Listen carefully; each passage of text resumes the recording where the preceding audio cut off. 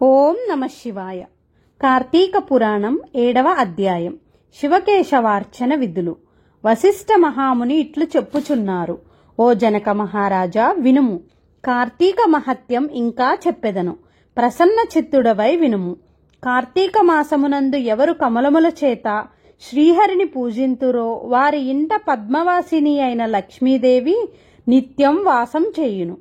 ఈ మాసములో భక్తితో తులసీదళములతోనూ జాతి పుష్పములైన జాజి, మందార, పున్నాక, చంపక ఇత్యాదులతోనూ శ్రీహరిని పూజించువాడు తిరిగి భూమి మీద జన్మించడు. ఈ మాసమున మారేడు దళములతో సర్వవ్యాపకుడైన శ్రీహరిని పూజించినవాడు తిరిగి భూమి మీద జన్మించడు. కార్తీక మాసమందు భక్తితో పండ్లను దానిమిచ్చిన వాని పాపములు సూర్యోదయము కాగానే చీకటి తొలగునట్లు నశించును. ఉసిరిక కాయలతో ఉన్న ఉసిరి చెట్టు కింద శ్రీహరిని పూజించు వానిని యముడు చూడటానికి కూడా శక్తి కలిగియుండడు. కార్తీక మాసమున తులసీ దళములతో సాలగ్రామమును పూజించువాడు ధన్యుడగును. దానిలో సందేహమేమీ లేదు. కార్తీక మాసమందు బ్రాహ్మణులతో కూడా వనభోజనమాచరించు వాని మహాపాతకములన్నీ నశించును. బ్రాహ్మణులతో కూడి ఉసిరి చెట్టు దగ్గర సాలగ్రామమును పూజించేవాడు వైకుంఠమునకు పోయి అక్కడ విష్ణు పదముందును. కార్తీక మాసంలో భక్తితో శ్రీహరి ఆలయమును మామిడి ఆకులతో తోరణములతో కట్టిన వానికి మోక్షం దొరుకును. శ్రీహరికి అరటి స్తంభములతో గాని పువ్వులతో గాని మండపాన్ని నిర్మించి పూజించిన వానికి వైకుంఠం చిరకాలవాసం కలుగును. ఈ కార్తీక మాసమందు ఒక్కసారైనా హరి ముందు సాష్టాంగ ప్రమాణం చేసిన వారు పాపముక్తులై అశ్వమేధ యాగ ఫలాన్ని పొందెదరు. హరి ఎదుట జపము, హోమము, దేవతార్చనము చేయడం వలన పితృగణములతో సహా వైకుంఠానికి పోదురు. ఈ మాసం స్నానం చేసి తడిబట్టలతో నున్నవానికి వస్త్రదానం చేయువాడు 10,000 అశ్వమేధ యాగములు చేసిన ఫలాన్ని పొందెదడు.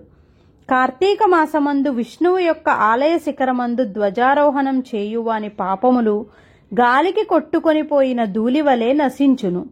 ఈ మాసములో నల్లవి కాని తెల్లవి కాని అవిస పువ్వులతో శ్రీహరిని పూజించిన 10,000 యజ్ఞములు చేసిన ఫలం కలుగును. ఈ మాసములో బృందావనమున ఆవు పేడతో అలికి రంగవల్లులలో శంఖపద్మాదులను తీర్చిదిద్దిన మగువ శ్రీహరి ప్రియురాలగును. కార్తీక మాసమున విష్ణు భగవానుని ఎదుట నందాదీపం అర్పించిన ఫలమునకు ప్రమాణము ఇంతింతని చెప్పుటకు బ్రహ్మకు కూడా సఖ్యం కాదు. నందాదీపం అనగా ప్రతిపత్తిది, షష్ఠీతిథి, ఏకాదశి తిథులందు సమర్పించు దీపము. ఈ నందాదీపం నశించినచో వ్రతభ్రష్టుడగును. కాబట్టి నువ్వులతో ధాన్యముతో అవిస పువ్వులతో కలిపి నందాదీపమును శ్రీహరికి సమర్పించవలెను. కార్తీక మాసమందు శివునికి జిల్లేడు పువ్వులతో అర్చన జరిపినవాడు చిరకాలం జీవించి చివరకు మోక్షం పొందగలడు.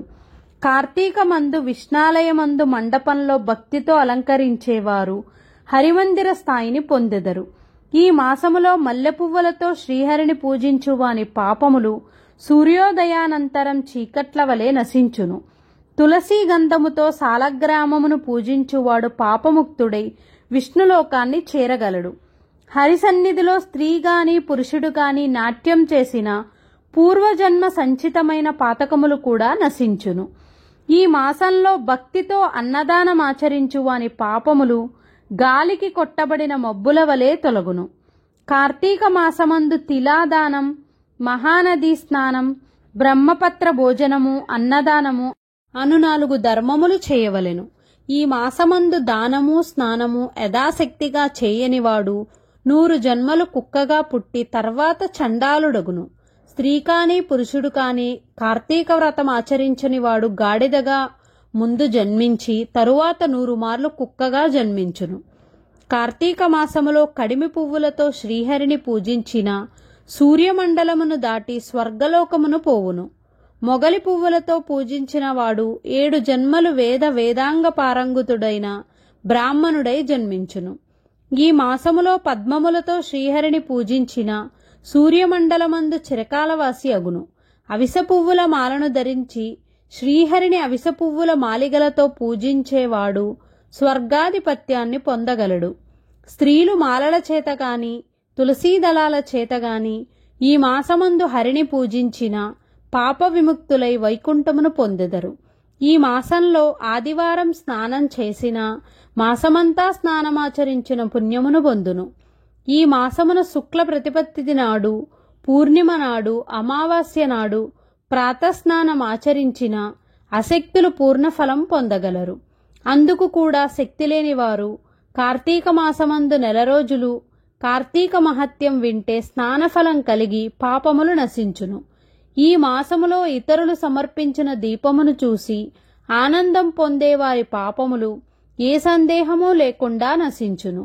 ఈ మాసమందు ఇతరులకు హరిపూజకై త్రికరణ శుద్ధిగా సహాయం చేయువాడు స్వర్గమును పొందును. ఈ మాసంలో భక్తితో గంధపుష్ప ధూప దీపాదుల చేత హరిని పూజించినవాడు వైకుంఠాన్ని పొందును. 7వ అధ్యాయం సమాప్తం. స్వస్తి. ఈ వీడియో గనుక మీకు నచ్చినట్లయితే please like, share and subscribe.